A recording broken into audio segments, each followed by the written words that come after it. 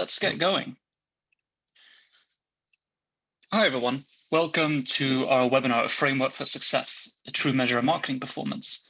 So today we're going to be talking about understanding how to deliver real insights and value from your marketing reporting and dashboards. Some general housekeeping. Please make sure you're muted and disable your webcam. That's a little legacy thing from when we used to do Google Hangouts webinars, but just in case, we will be doing a Q&A at the end of the webinar today, so feel free to input any questions into the chat. We'll keep an eye on those and we'll read those out at the end. Just to manage your expectations, we'll be presenting for roughly 30 minutes, and then we've got time saved for the Q&A as well. We are recording this webinar and we will be sending out a link afterwards, so if any of your colleagues missed the opportunity to watch, or if you think that was so interesting that you'd like to share it, please feel free to do so. For the speakers today, I'm joined by Oscar Dexfalk. Would you like to introduce yourself? Yeah, so hi everyone.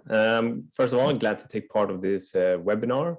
My name is Oscar and I work as a senior digital marketer at the Stockholm office. And I'm here today because, well, I built a lot of dashboards during my time at here Precis, and I thought I'd share some knowledge about efficient reporting.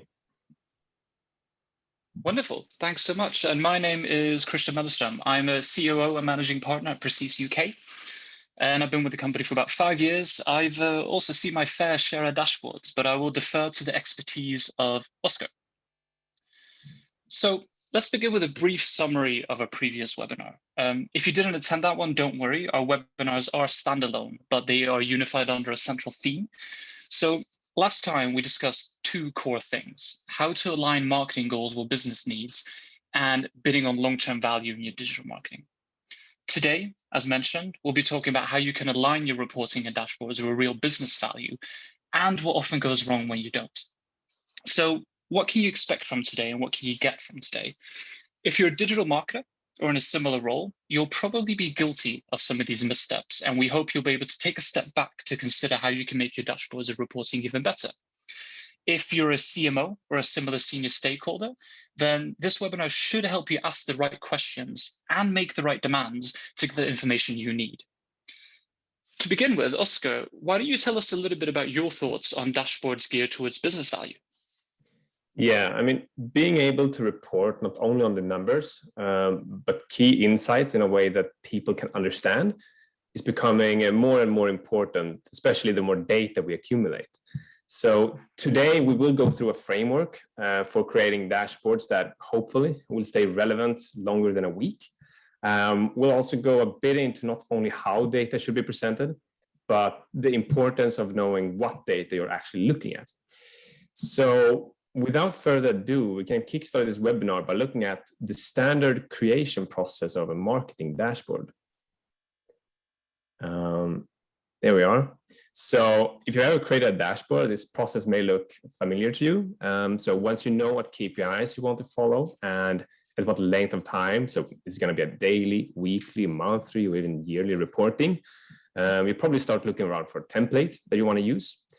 Once you have that template, you import the data from your accounts, create some flashy numbers, and I don't know, maybe even share it to see if anyone might be interested to look at it. You know, we want to show off. And of course, like I am for sure guilty of following this process without thinking twice about it as well. As probably are you, Christian. Definitely, very guilty. So let's talk about why today's audience should care and give some context. So visual communication is a must-have skill for marketers because increasingly often it's the only way to make sense of the work that we do. In the past, digital marketing teams were content speaking their own lingo, using their own KPIs, and not really aligning with the rest of the business. As digital has matured, that's not really good enough anymore. More than ever, decision-making relies on data, which comes at us with such overwhelming velocity and at such volume that we can't comprehend it without some layer of abstraction, for instance, a visual one. The impulse to throw together a dashboard without first thinking about your purpose and goals is very real. It feels like an easy fix. We have to remember that convenience is a pretty tempting replacement for good, but it will lead to dashboards that are merely adequate or ineffective. For example, automatically converting a spreadsheet cells into a chart only visualizes pieces of a spreadsheet. It doesn't actually capture goals or insights. So if we bear that in mind, Oscar, what makes for a great dashboard?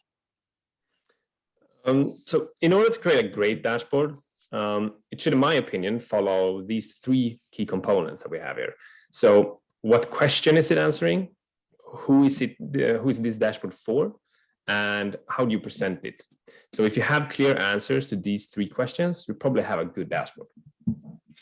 So what you're saying is that there needs to be a specific need or a question that this dashboard is answering. It needs to have a specific audience. It needs to be for someone or something. And there needs to be some thought put into how you present it. Can you elaborate a little bit more on this? Yeah, so take the first one. So basically, what question am I answering? So a dashboard doesn't need to be complex to have value. Like I might, for example, just want to know how much we're spending across all marketing channels. That could be a really good dashboard. And take the second one. So who's this dashboard for? I think this one is the most important question to ask, because is it for you and your colleagues, or is it for the CMO or the sales team? So for example, if it's going to be shared with the CMO, having a clear visual purpose becomes much more important than the individual metrics. But if it's for a day-to-day operational use, then more metrics and numbers might even bring more value to the dashboard. So having an answer to that question, I think, is the most important part. And then thirdly, how do you present it? So is it a back end or sort of front end dashboard? So having lots of numbers, it's not easy to create discussion around. So showing relationships between different metrics in an understandable way can be super beneficial to bringing to meetings in order to promote the discussion. So for example, by showing year-over-year difference in traffic generation or media investments through line charts, instead of the pure numbers you usually see in sort of a back-end dashboard. I think that sounds good in theory, but how do you apply that in real life? Let's look at two examples. And to begin with, Oscar, can you tell us your thoughts on this dashboard? Yeah, so this is a good one. Like, I would say that this is a very standard dashboard. Like, it shows the day-to-day cost, revenue, and cost of sale numbers, together with like a monthly average at the top to have some sort of trend chart. But without judging this, if this is good or bad, let's try to apply our key components to it and answer the question. So basically, what question did this one answer? Like, it simply answers how much we are spending in each channel, how much revenue we generate, and what the daily cost of sale becomes. So on a very top level, it answers how each channel is performing towards our main KPI, which is this, in this case, is the cost of sale. And then for question two, like, who is this for? Well, this is for the person interested in the day-to-day spend levels and the total cost of sale. That could be only you, or even colleagues in the marketing team that actually understands the main KPIs of the business and for each marketing channel. If they don't understand it, it's probably not for them to look at these heavy numbers. And the third one, how will you present it? So this is and looks sort of as a back-end dashboard. So it would probably never be brought up in a meeting, simply because it's not easy enough for someone new to understand the dashboard's value and what it represents. However, looking at it and answering these questions, the dashboard fulfills its purpose, and therefore by no means is labeled a bad dashboard. I think this one is pretty good, actually. See, that surprises me a little bit, because when I see this initially, all I think is, that's a lot of numbers, that's a lot of information. I don't really know what I'm looking at. But what you're saying is context matters. And I think from that perspective and answering these three questions they've given us, this very much can be a good dashboard. But what if we look at a different one? What about this one? Yeah. So here we have another example of a dashboard that contains more metrics. So it looks a bit flashier, I guess. But let's try to apply sort of the framework again and ask the question, like, what question does this dashboard answer?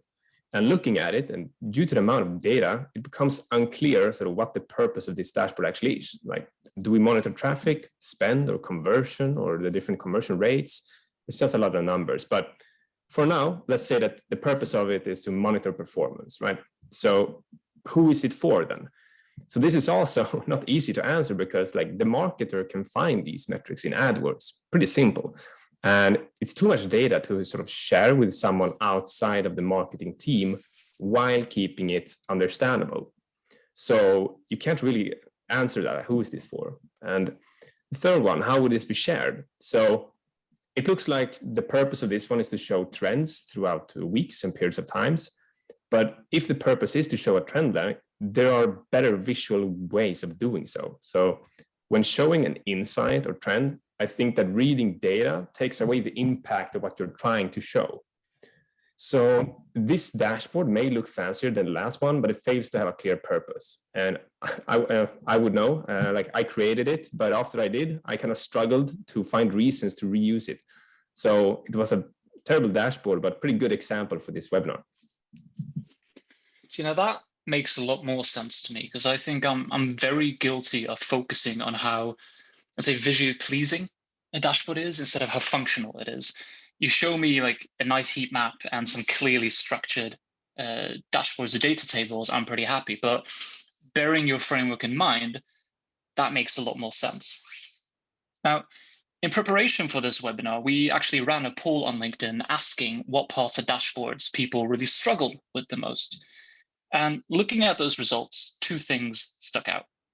One, people really struggled to identify what metrics they should be measuring. And two, they really struggled with gaining actionable insights. And I think if we consider this for a moment, that really is reflected in this simple framework that you just shared with us, understanding what question are you trying to answer, who's it for, and in what context or how you're presenting it. And I think that's really where it goes wrong most of the time.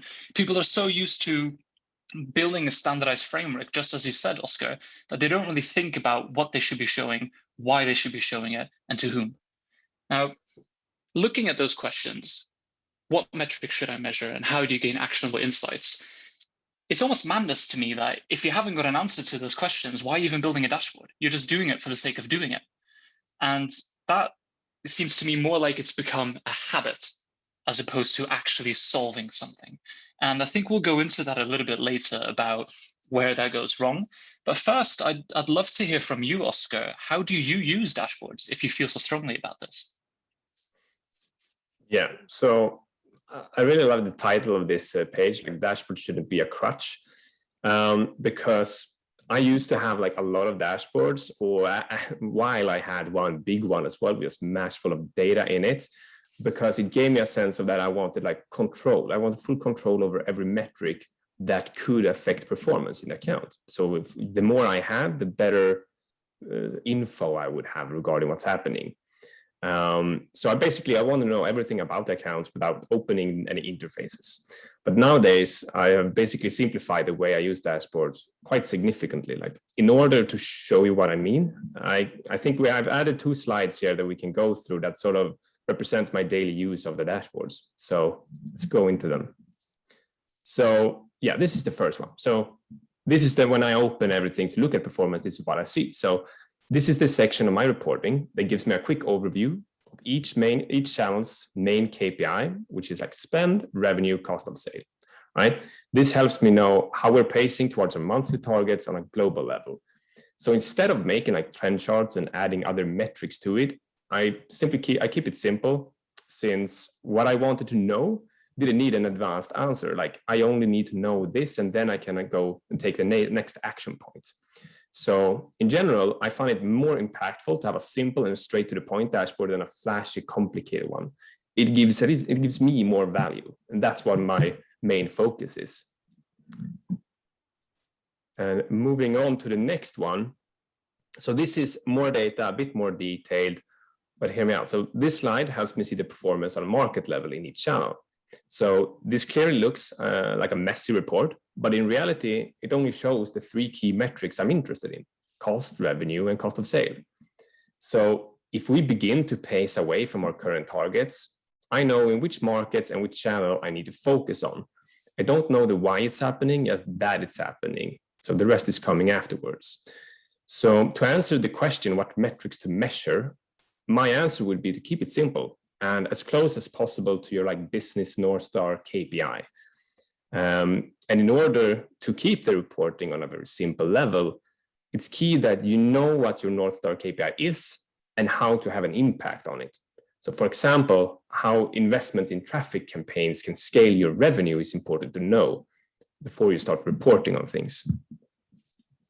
So let's think back to those 2 areas that people were struggling with. which metrics to use, and how to gain insights. I think the two examples you just showed tells us a little bit more about how to choose the right metrics. But what about insights? What's the best way to find actionable insights? Yeah, so this is an area where I guess it depends, but I would say the best way to find actionable insights is actually, or sort of the best way to find actionable insights for Google Ads would be in the Google Ads interface. The next best thing would be to have a channel-specific dashboard. So if you can't find the relationship that you're looking for inside of the interface, you might want to create a dashboard for it. Or you simply create, you want a combination of platforms, but you understand the data. You could also create a dashboard for it. But you should, for example, not try to adjust bids in Google Ads based on the Google Analytics data.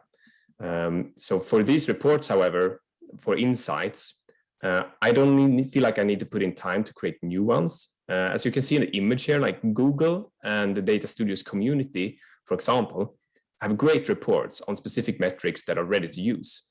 So with that said, like to summarize my dashboard usage, like I put some time in making sure I have a good top level view of my main KPI performance and that I'm confident in the data I view on a daily basis. There shouldn't be anything disrupting it.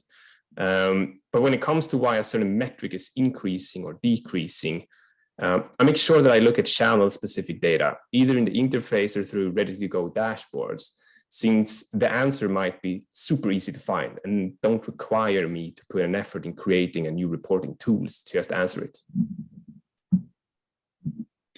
So let's take a moment then to ask the audience a little bit about, what are they looking for in a dashboard? And to begin with, we want to explain what a North Star KPI is. So a North Star KPI metric, it's the one measure that's the most predictive of a company's long-term success. To qualify as a North Star metric or KPI, it should do three things. It should lead to revenue, it should reflect customer value, and it should measure progress. And we're going to run a quick poll here just to get your input on how you think, what you think can work there. So please take a moment to fill out this poll. We're going to give about 1 minute to see what your answers are. And just tell us if you were building a dashboard, whether your team is building it for you or you're building it yourself, what would you be using?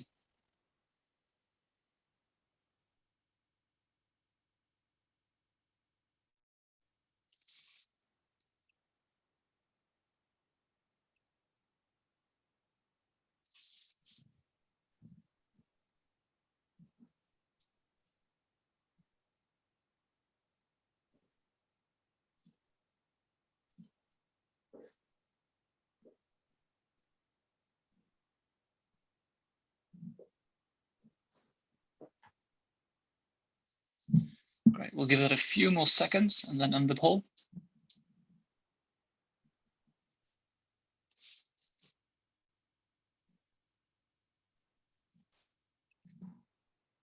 Cool, thank you. So you should be able to see those results on your screen now. A few things stand out to me. There's a large diversity in what kind of a KPI you want to be measuring. And it's entirely possible that maybe what's the most important for your business or the team you're working in isn't represented here. And so we apologize, we couldn't take every metric into consideration, but there's a real split here. And some people even aren't sure or don't have one. So let's think about that for a moment. Depending on the maturity of your business or the business you're working for or with, having a North Star KPI can be a critical element in deciding how to shape your dashboards, your reporting, and your business intelligence. What metric can I use to accurately determine if the marketing activity or the work that we're running or the work that we're doing is performing well and is moving the needle? A dashboard that focuses too heavily on smaller metrics could very well paint a misleading picture. And I think a lot of people might be guilty of or recognize this experience where, sure, you're reporting on a 50% increase in year-on-year clicks or impressions, and that's fantastic. But what does that do for the business? And I think that's what we meant when we were talking a little bit earlier about the fact that digital marketing in particular is used or comes from a background of being very siloed, using its own jargon, using its own metrics that had very little impact on the rest of the business. But as digital has matured, what we said is that that's no longer good enough. And what that North Star KPI is, as we can see from this poll, differs very, very greatly. There are some results here that you and the audience might be looking at thinking, that's crazy. Like, why would you use this as a North Star KPI? I think it's fair enough to say that any metric could arguably be a valid North Star KPI. All of them have different merits and drawback. The important bit is you've given it some thought to understand that if you're a decision maker, if you're a CMO, if you're a marketing team, you understand what key metric or key metrics will make a difference for your business.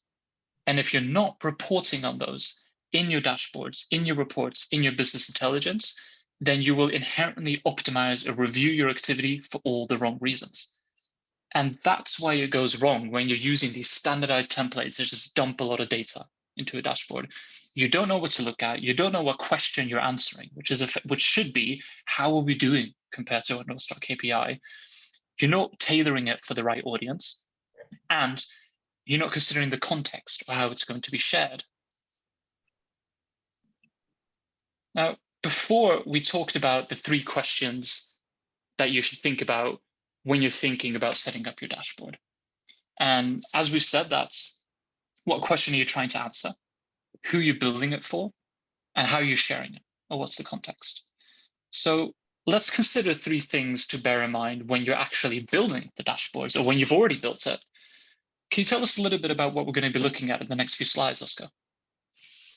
Yeah, so in the next slides, we're going to talk a bit more about the data we want to show. And we have basically summarized it in 3 topics, starting with knowing your data, showing the value, and staying focused. So we can jump into those. Great. Well, like when I look at this, knowing your data, a problem I've noticed often, either for myself or for clients that my marketing teams are presenting for, is the question, what does all this mean? What am I looking at? What can you tell me about that, Oscar? Yeah, so I mean, knowing your data is probably the most important part of creating any kind of reporting. And a really good example is if your marketing team has started to optimize towards profit, for example, in Google, Facebook, or marketing platforms, but the main KPI in your internal reporting has remained revenue, things can happen and go wrong. So since revenue is no longer the marketing objective, chances are that revenue will go down, while the new objective, profit, will start to increase.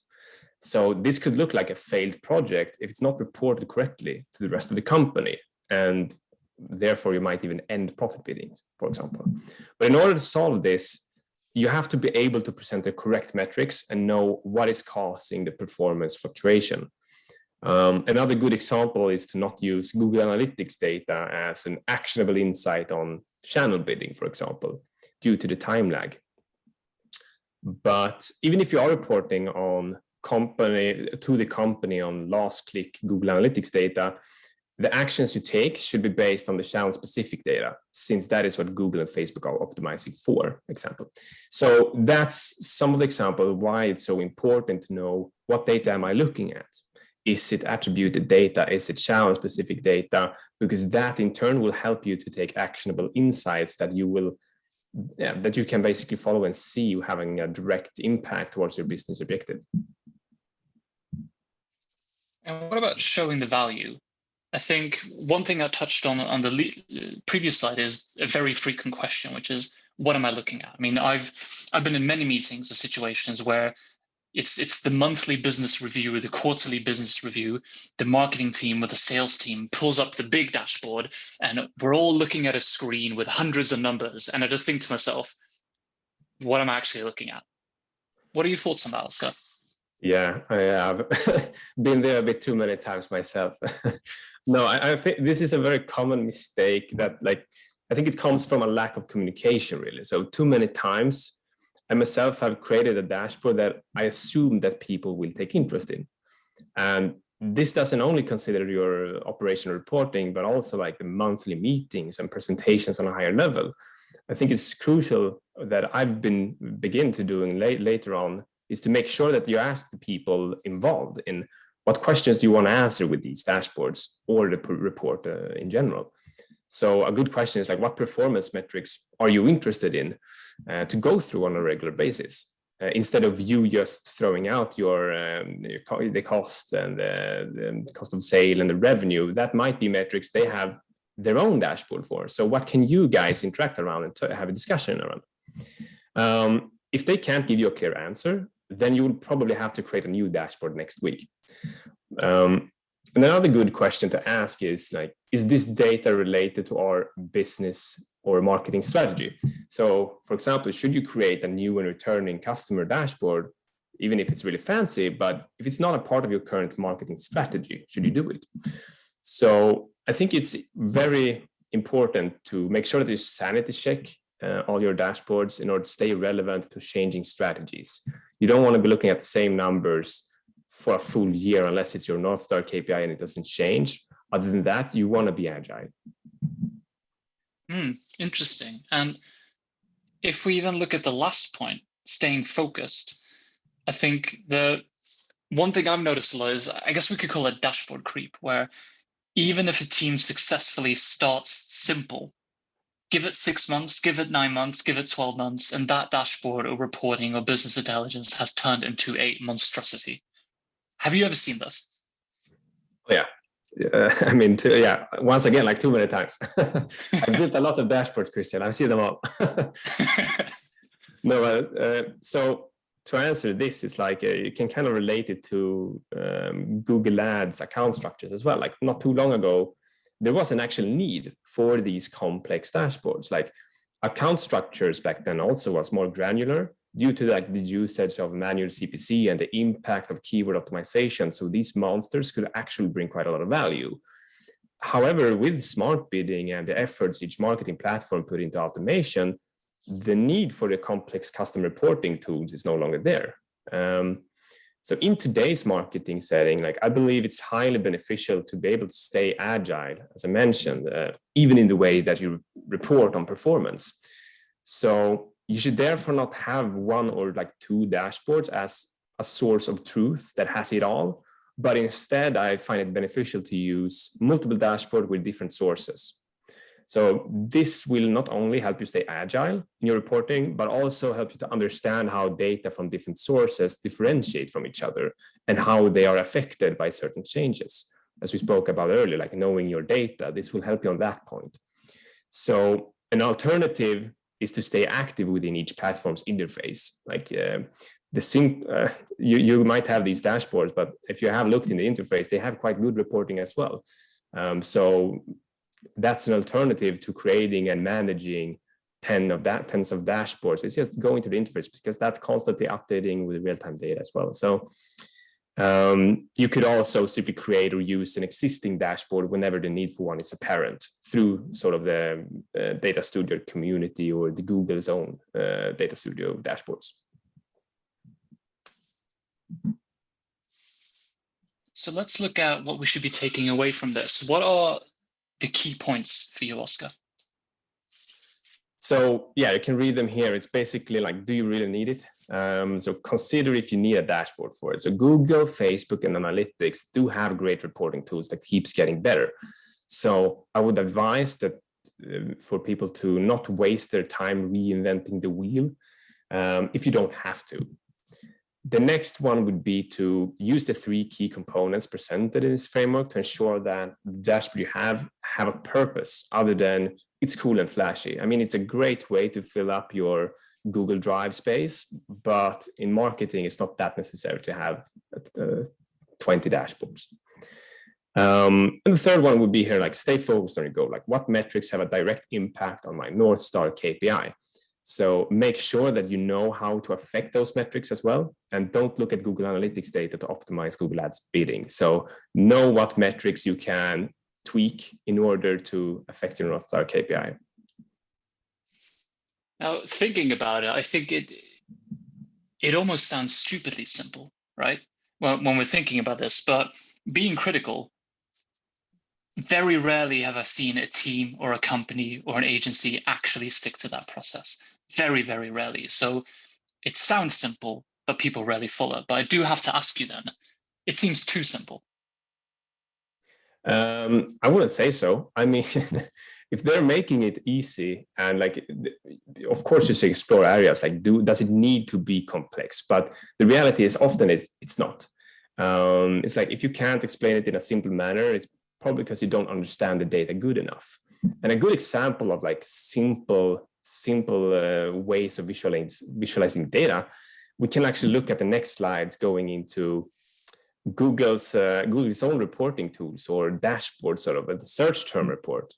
So this is like one of the largest companies doing this, and like they have made it so easy, but it's also proven effectful. Like if we go to the next slide, for example, I don't think there's any question into what this data represents. So this is quite a cool Google trend graph showing the search term difference in this one for UK, I think. Yeah, this one's UK, and we've got one comparing the US as well, where I think our inspiration for this is the fact that obviously vaccines are in the news everywhere, and the language used is very, very different. You know, like a lot of in the UK where I'm based, everybody calls it a jab, which as a Swede, I thought it was a little weird. Whereas, for instance, in the US, chiefly, vaccine shot is used. But if we compare that to the next slide, it's an incredibly simple visualization of just the difference there and how to make that choice. And I don't know, what are your thoughts on something as simple as that, Oscar? I mean, if you have the question, like how has the trend differed between vaccine jab versus vaccine shot in two different countries? It does the job. So like, this is a perfect example of, you don't need to have the numbers, like, you know, the trend. Like, are you interested in if it's a 30,000 or 45,000.300? You know, you don't have to go at that detailed unless you're talking to someone who's interested in that matter. So context is super important, and this is a perfect example of it answers the question in a very good way. It's just a graph, it has the average. I would say this is a perfect dashboard. Like, it's really good. And unless more complex questions arise, like, I don't suggest that anyone else have to go and try to make it look flashier. Great, thank you. So let's take a moment to see if people have questions or things they'd like to discuss. If people would like to ask anything, then the chat is open, so please post your questions there. I think to start us off with, a question that I've got for you, Oscar, what should I measure for business branding campaigns? What about full funnel campaigns when you have a North Star KPI? What should I be measuring? How should I be reporting on that? Yeah, I think that's an interesting one. And that would be one of the like complex questions. But whenever you start working up the funnel away from sort of acquisition and move towards educating and information ads, sort of, it's important to know what's going to happen in order to motivate upper funnel investment, because that's a tough one. Like, how should we, if revenue is our North Star KPI, how can we motivate an investment in a channel that doesn't directly generate revenue? So, for example, if you have a Facebook campaign with traffic objective, it wouldn't make sense to compare it to your SEM activity based on sort of Google Analytics last click transactions. So the question becomes, like, how do you determine successful Facebook campaign? And here's where you need to analyze your current channel traffic or the traffic generation from each channel, and sort of create your own benchmark that you want to exceed. But one of the biggest mistakes you can do is initiating branding campaigns without having a way to tell its impact on your North Star KPIs. But to better answer your question, like, this is sort of where it becomes complicated and you need some knowledge in attribution models as well. But from a reporting perspective, it's very important to know, like, traffic campaigns are not going to generate your last click transactions. So reporting on it will just be damaging almost. Let's delve into one of the things you just said. You said it gets complicated. Yeah. And I think one of the big things you've talked about today is keeping it simple and the value of simplicity. But don't complicated questions need complicated dashboards? Not really, no, because like if you have an attribution, if you have seen like an attribution dashboard, it's not that complicated at all. But in the end, it depends on the question you need to answer. So, for example, how do we know if our marketing efforts generates new clients instead of returning ones? So, while being a complicated question, it can be done by a very simple dashboard with only a few metrics. So, the importance here is knowing that the data is accurate and that might cause errors in it. However, if the question is something like, why did we see a large conversion rate decline compared to previous years? You don't need a new dashboard, I would say. You need basically to analyze through several sources and analyze the relationship between different metrics. So you don't need a bigger, fancier dashboard. You need sort of more knowledge, and you need to know where to look instead of trying to have it all presented to you in one go. So what you're saying, if I'm paraphrasing you effectively, is that a complex question doesn't need a complex answer. It can be a simple answer, a simple dashboard. And if it does need a complex answer or a complex dashboard, then it's not best answered through a dashboard. It's best answered maybe through a one-off in-depth analysis or an investigation with your team. Yeah, 100%. Fantastic, thank you. If anybody has any questions, please feel free